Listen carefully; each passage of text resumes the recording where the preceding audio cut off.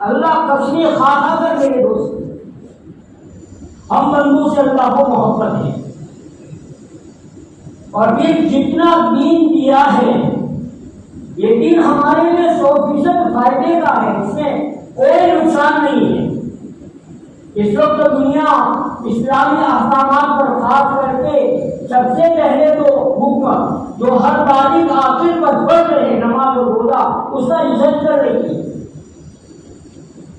اور اس میں سے تحقیق کر کے باتیں نکال رہی ہیں کہ یہ انسان کی زندگی کے لیے سب سے بہترین صحت کا عمل ہے۔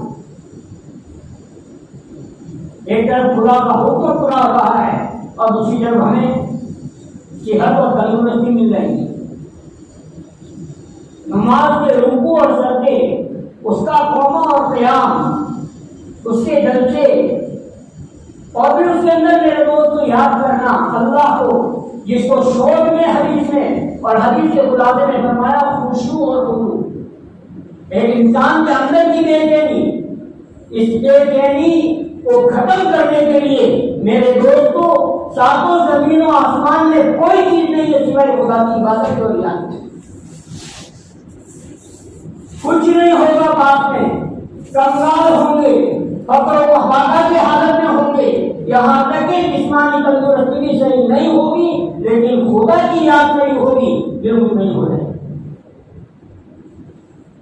اسی لیے سیدنا آدم علیہ السلام کو تندرستی کے زمانے میں پوچھا گیا کہ کیا حال ہے، تو کہا کہ وہ مزہ نہیں ہے جو مزہ بیماری کے دنوں میں تھا۔ تو کہا کیسے؟ کہا اللہ کی یاد کرتا تھا اس تکلیف کے دنوں میں تو خدا آسمان کے دروازوں کو کھول کر مجھے پوچھتا تھا میرے بندے تیرا کیا تھا،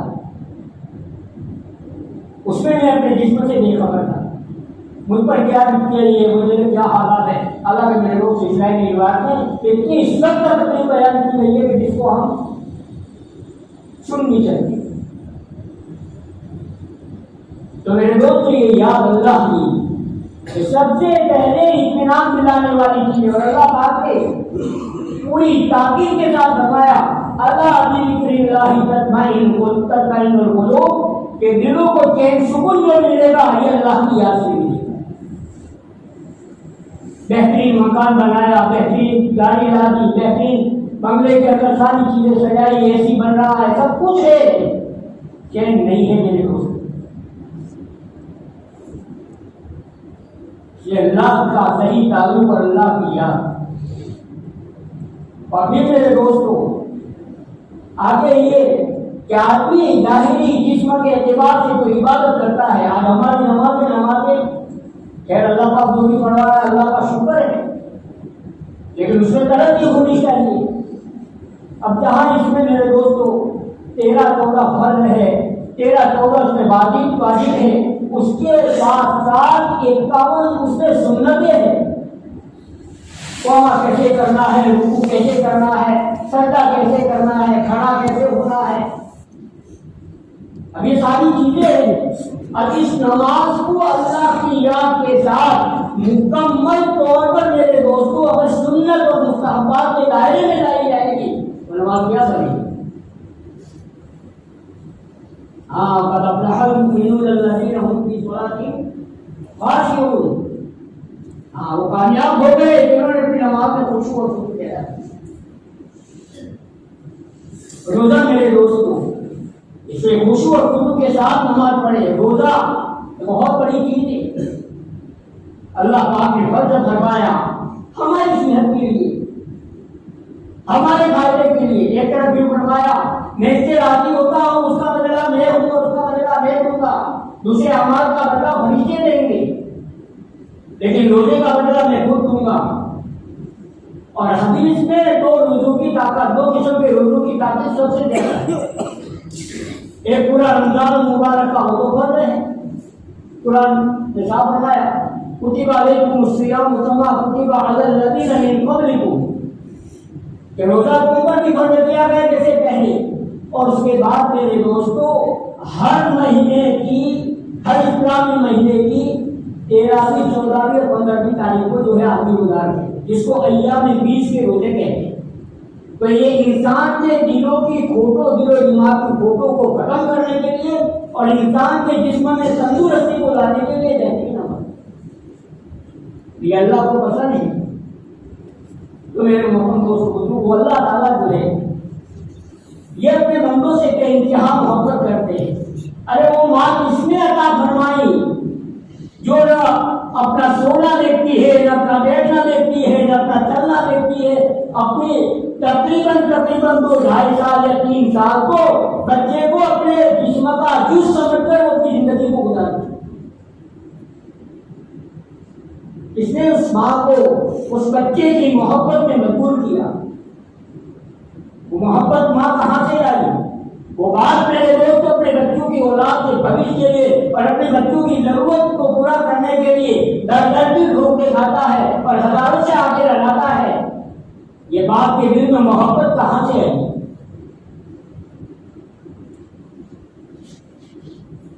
اس میں میرے محترم دوستوں بزرگوں، ہم سب کی اور پوری انسانیت کی کامیابی کا مدار دین ہے،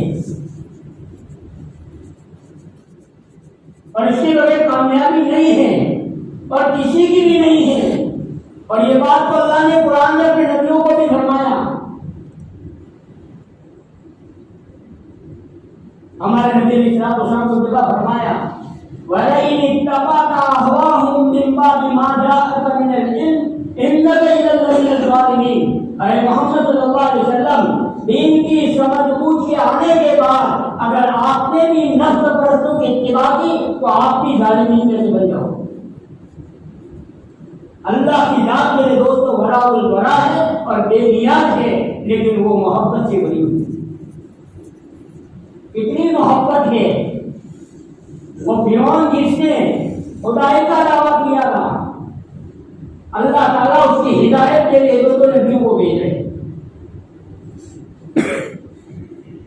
سیدنا موسیٰ علیہ السلام اور سیدنا ہارون علیہ السلام اس کے پاس جا رہے ہیں اور اللہ تاکید کے ساتھ کیا فرما رہے ہیں؟ وَقُولَا لَهُ قَوْلًا لَّيِّنًا، کہ بات کو محبت کے انداز سے کرنا، بات کو اکڑ کے انداز سے مت کرنا کہ ہم تو اللہ کے نبی ہیں، اللہ کے فرشتہ ہے اور اللہ کے پیغمبر ہے اور تجھے یہ بات ماننی ضروری فرمایا نہیں۔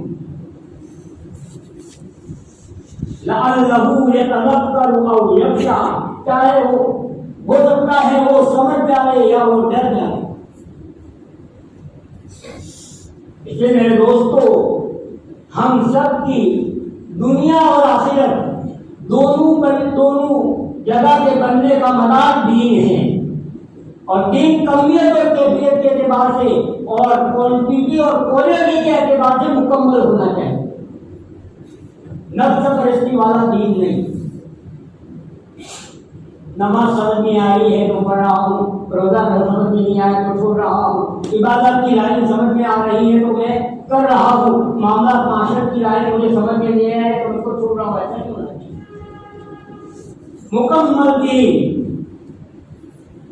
ایک یہودی عالم تھے عبداللہ ابن سلام رضی اللہ تعالیٰ عنہ، اپنے مذہب کے بہت بڑے عالم تھے، بلکہ اسلام لانے سے پہلے ہمارے نبی علیہ السلام سے ان کا اندر کا ارادہ تھا مقابلہ کرنے کا کہ میں ان کو جگہ پر چوپ کر دوں گا، نعوذ باللہ، محمد صلی اللہ علیہ وسلم۔ اور بالکل اسی ارادے سے وہ آئے اور اپنی پوری یہودیت کی کتابوں کا مطالعہ کر کے کیا کیا اعتراض کروں گا، کس انداز سے سوال کروں گا، لیکن میرے محترم دوستوں کو جیسے چہرے انور پر نظر پڑی ہے، اپنا اندر کا سارا بگاڑ نکل گیا اور پوری اطاعت اور پوری فرما برداری کے ساتھ اپنے آپ کو اللہ کے رسول اللہ کی غلامی میں پیش کر کے لا الہ الا اللہ محمد رسول اللہ صلی اللہ علیہ وسلم۔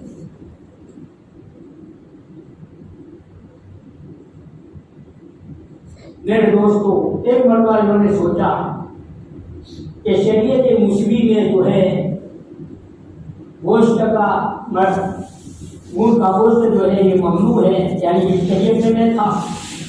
پہلے وہ یہودی تھے، موسیٰ کی شریعت کے ماننے والے، تو کہا اس میں ممنوع تھا، اور شریعت محمدی صلی اللہ علیہ وسلم اسلام میں جو ہے یہ کوئی کھانا ضروری نہیں ہے، فرض نہیں ہے۔ تو میں نہیں کھاؤں گا. کتنا چھوٹا سا پوائنٹ اور ایک جائز چیز کا پوائنٹ. نہ یہاں فرض کا حکم ہے، نہ واجب کا حکم ہے، نہ مستحب کا حکم ہے، کوئی حکم نہیں ہے. لیکن دل میں ایک چیز کا خدشہ. تو اللہ پاک نے قرآن پاک میں آیت اتاری، یا ایھا الذین آمنوا ادخلوا فی السلم کافۃ ولا تتبعوا خطوات الشیطان. پورے اسلام میں داخل ہو جاؤ اور تھوڑا سا بھی اپنے آپ کو ادھر ادھر کیے دیکھنے اور ادھر ادھر کے رستوں میں مت ڈالو. یہ شیطان کے رستے ہیں. اس لیے میرے محترم دوستوں بزرگوں، یہ ہم سب کی ضرورت ہے. دین ہماری اپنی ضرورت ہے اور دنیا اور آخرت. اس کے لیے تو اللہ پاک اپنے برگزیدہ بندوں سے محنت کرتا ہے.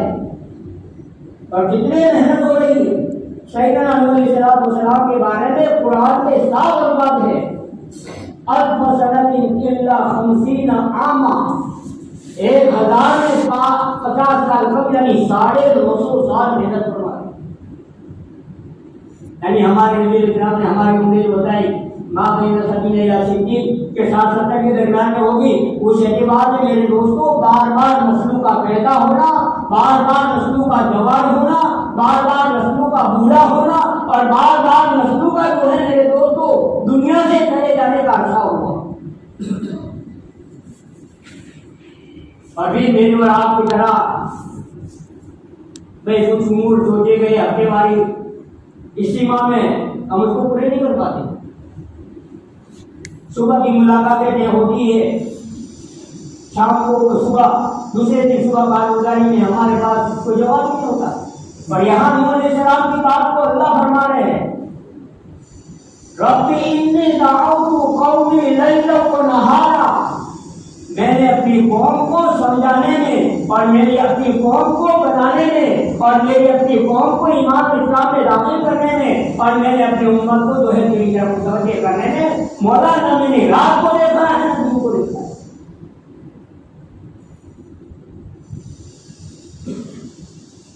یہ میرے محمد دوستوں بزرگوں، دین جو ہے یہ دونوں جہاں میں کامیاب کرے گا. فالذین آمنوا وعملوا الصالحات لهم فالذین آمنوا وعملوا الصالحات لهم مغفرۃ ورزق کریم. عزت والی روزی بھی ملے گی اور مغفرت کوئی چھوٹی چیز نہیں ہے میرے دوستوں. جب کورٹوں میں تاریخیں پڑتی ہے اور اپنا آدمی جیل میں ہوتا ہے، آگے اس کی سزا کا یا اس کی معافی کا فیصلہ ہونے والا ہوتا ہے. مسلمان کیا کیا صدقہ کر کے، روزے رکھ کر کے، روزے کی منتیں مان کر کے کس کی پوزیشن میں جاتے ہیں. دنیا کی چھوٹی عورتوں سے اپنے رشتے دار کی چھوٹ کرنے کے لیے اور اس کو جیل کی سزا ہو گئی تو میرے دوست کو کس قدر مایوسی ہوتی ہے. یا مغفرت کا وعدہ ہے، لہم مغفرۃ، اللہ ان کو معاف کر دے گا.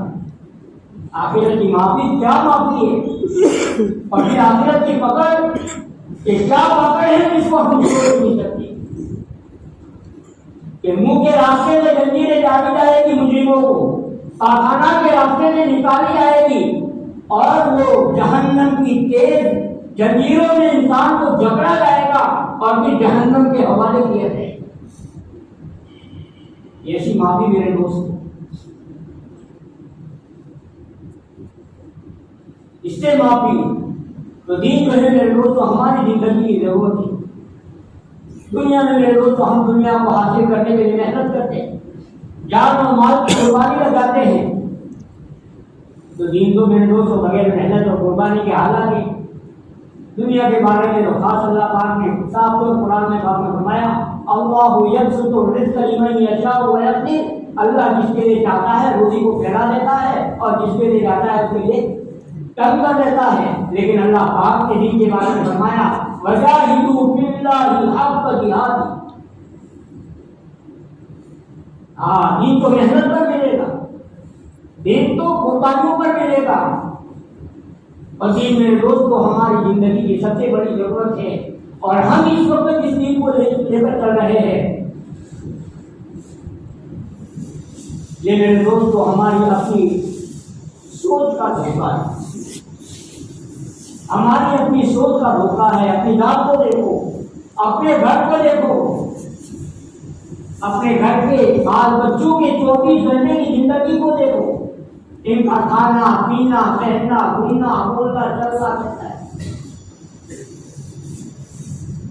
اپنے محلوں کو دیکھو، اپنی بستیوں کو دیکھو، اپنے رشتے داروں کو دیکھو، پوری امت پر نظر ڈالو، کیا پوزیشن ہے دین کا۔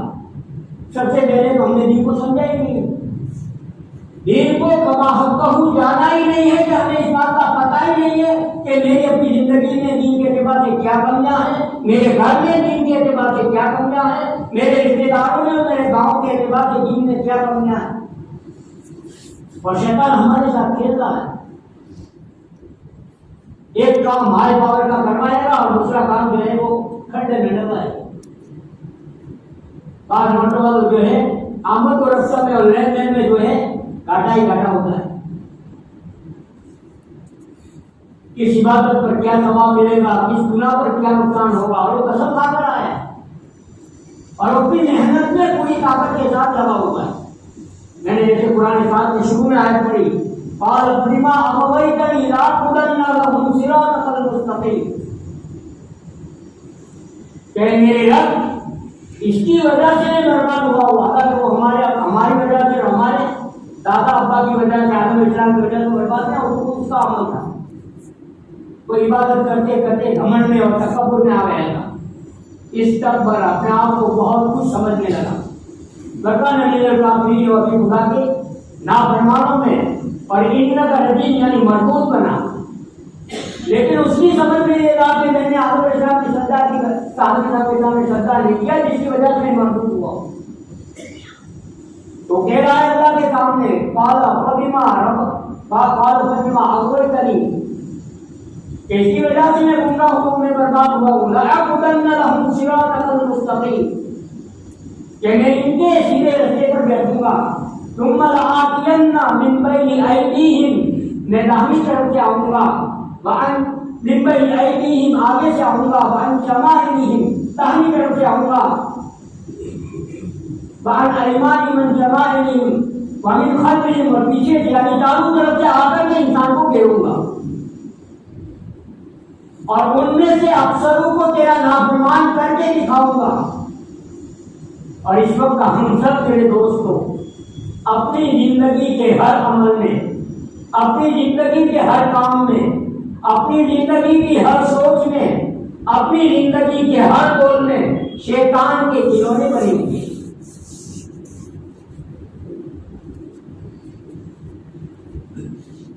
اب یہ دنیا کا فیصلہ نہیں، تو دارالعمل ہے، قیامت کا میدان دارالحساب ہوگا، اس وقت ہمارے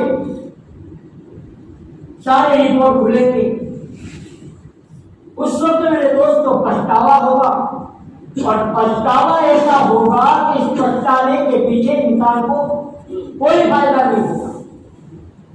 اس میں میرے محترم دوستوں بزرگوں، اپنی زندگیوں میں اللہ کا خوف اور تقویٰ لانے کے لیے اور اپنی زندگی کو مکمل طور پر خدا کی فرمانبرداری پر ڈالنے کے لیے اپنے آپ کو فکر میں لانا ہے۔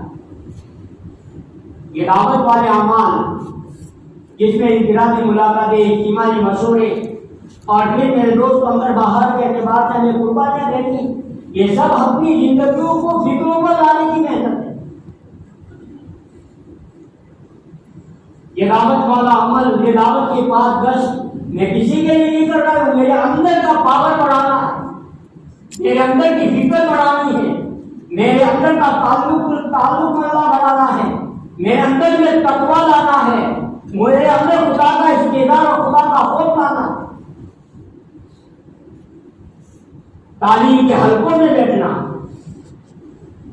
اب میرے دوستو روزانہ ہم تعلیم سنتے ہیں، اب ہماری نمازیں کتنی خشوع خضوع والی پیدا ہوئی، نماز کے پڑھنے سے پہلے ہمیں اس نماز کو نماز پڑھنے پر، صحیح پڑھنے پر خدا کیا دیں گے، اس نماز کو چھوڑنے پر اور اس نماز کو غفلت کے ساتھ پڑھنے پر میرا کیا نقصان ہوگا۔ آج تک ہمارے دلوں میں یہ سوچ نہیں پیدا۔ کام بقول حضرت مولانا ابراہیم عبداللہ نام کرے کہ کمیت اور کیفیت کے اعتبار سے کمپلیٹ نہیں ہوگا تب تک میرے دوستو یہ کام جو ہے اپنی تاثیر نہیں دکھائے گا، اور ہمارے اندر میں جو ہے ایمانی ترقی اور دین کے اعتبار سے فکریں پیدا نہیں کرے گا، اور جب تک ہمارے اندر میرے دوست دین کے اعتبار سے صحیح فکریں نہیں آئے گی، دین ہماری زندگی میں صحیح نہیں آئے گا، تو یہ دین میرے دوستو جو ہمیں دنیا میں ذلیل و خوار کر رہا ہے، یہی دین کیا ہمیں آخرت میں کامیاب کرے گا؟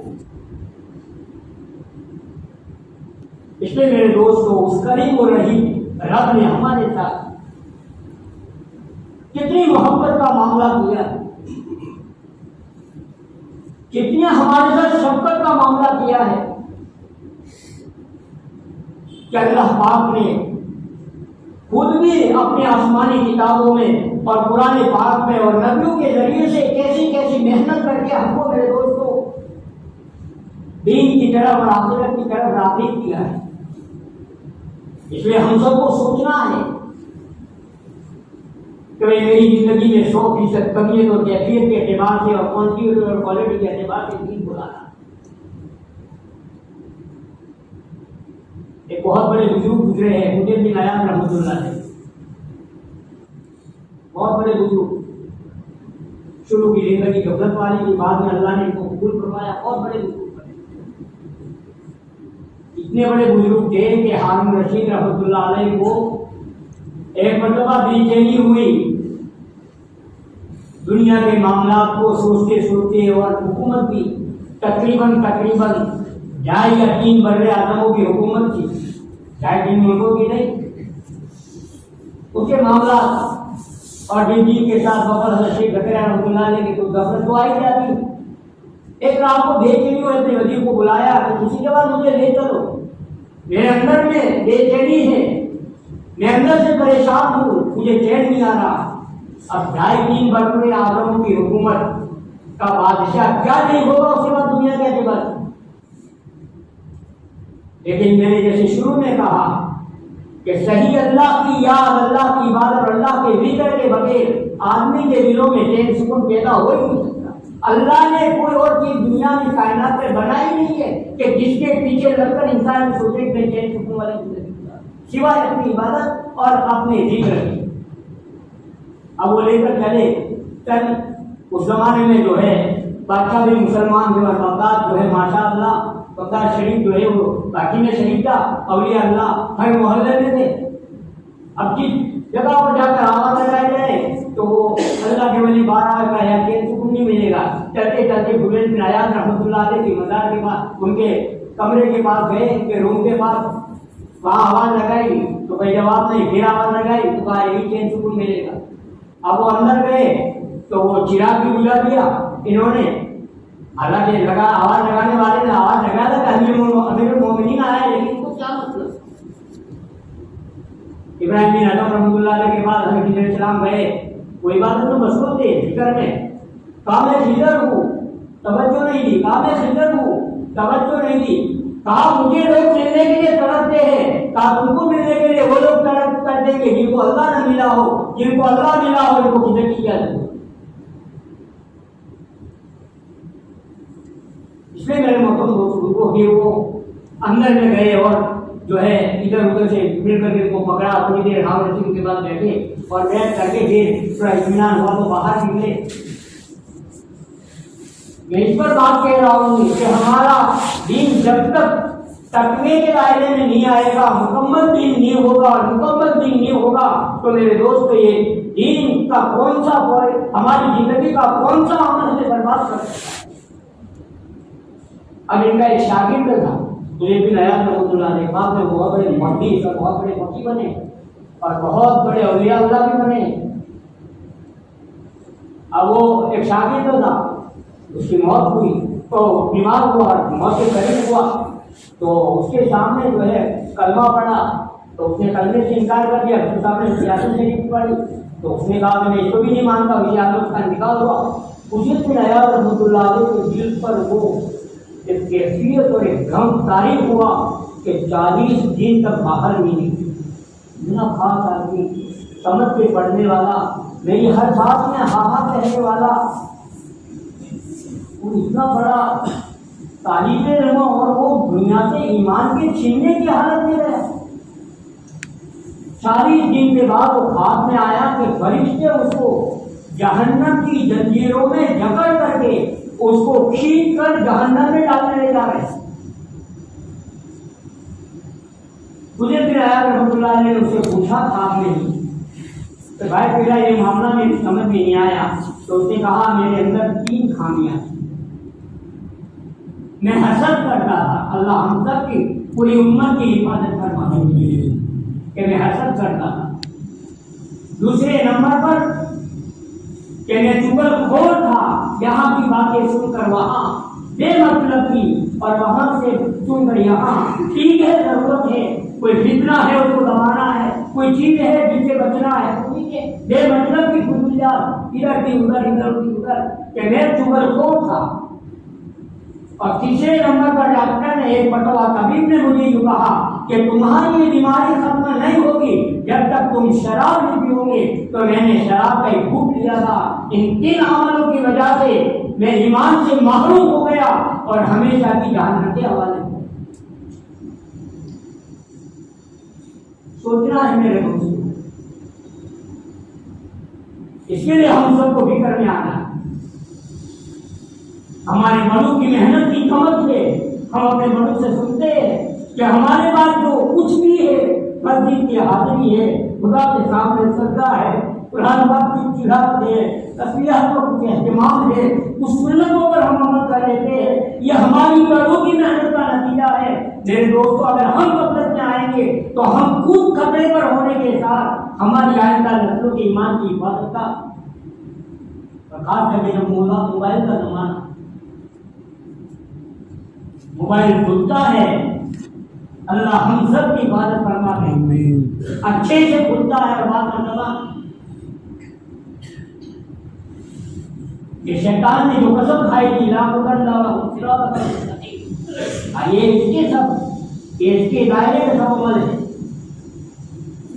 وہی سب سے بڑا پلانر ہے. پلانر جو دنیا کے گندے انسانوں کے دماغ میں گندگیوں کو ڈالتا ہے اور پھر وہ اپنی گندگیوں کو میرے دوستوں ان موبائلوں کی شکلوں میں اور ان چیزوں کی شکلوں میں دنیا میں عام کر رہے ہیں اور ہم سب اس کے شکار ہیں.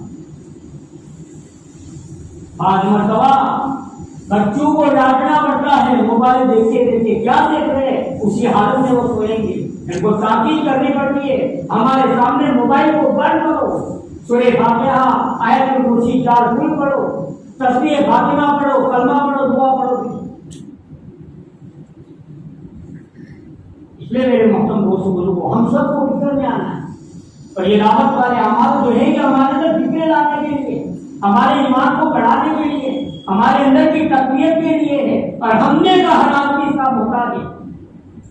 ابھی 4-5 دن پہلے موبائل میں جو ہے دیکھا کہ تعلیم ہو رہی ہے کسی مسجد میں. حضرت مولانا ابراہیم صاحب دامت برکاتہ کرسی پر بیٹھ کر جو ہے مدارس کی تعلیم کو سن رہے ہیں.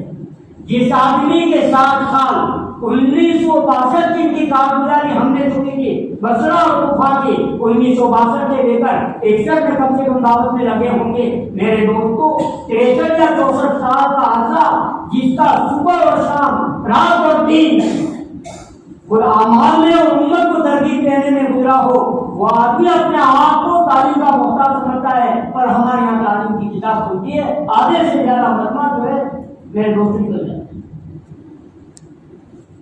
تسلسل کے ساتھ ضرورت ہے.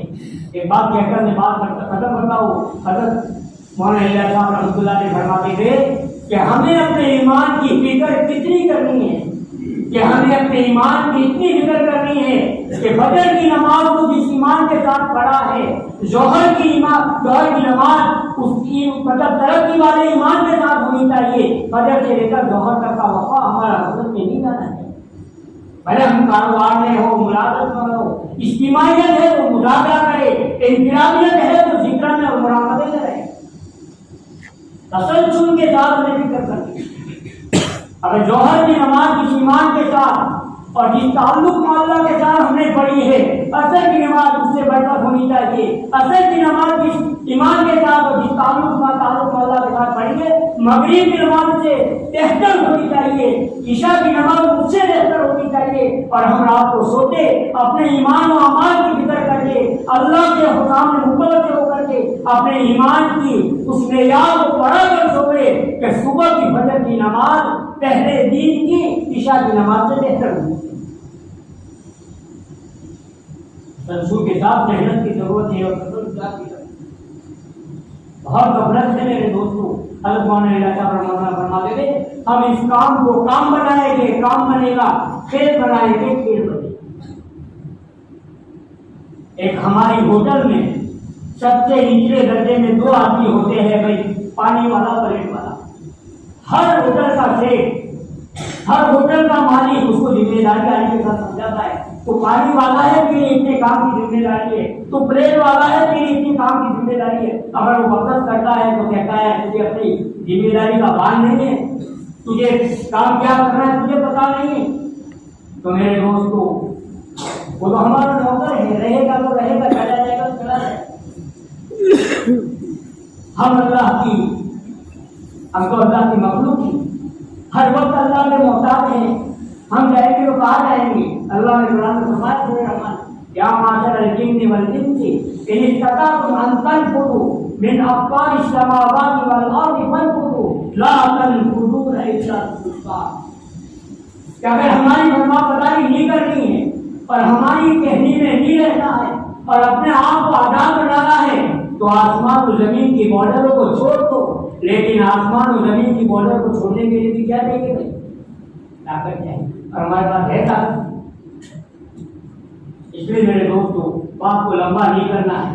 ہم سب ساتھی اپنے آپ کو دین کا محتاج سمجھے اور دین کو زندگیوں میں لانے کے لیے دین کی محنت کا محتاج سمجھے, اور ہر ایک اپنی زندگی کے بارے میں میرے دوستوں فیصلے کرے.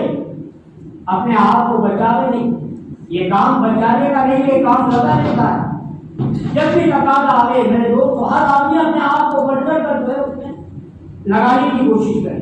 ابھی ہمارے سامنے جیسے مشورے میں کہا گیا کہ شوال کے تقاضے, شعبان کے کچھ تقاضے جو پورے ہوئے, ادھورے ہوئے یا پورے ہوئے, باقی کچھ نہ کچھ ہوا.